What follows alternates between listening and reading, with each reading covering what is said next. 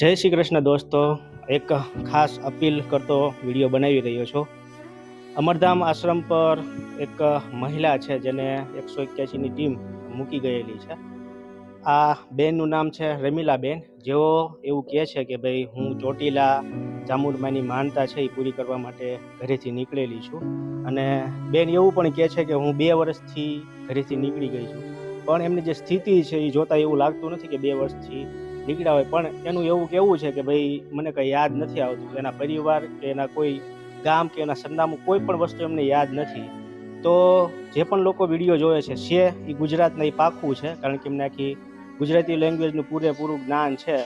જો આ બેનનું કોઈ તમે જાણતા હોય એના પરિવાર વિશે, એના સરનામા વિશે, તો અમારી સંસ્થાનો નંબર છે 99030909 99030909। અમારા આશ્રમનું એડ્રેસ છે મા અમરધામ આશ્રમ, ગામ હરમડિયા, તાલુકો ગોંડલ, જિલ્લો રાજકોટ।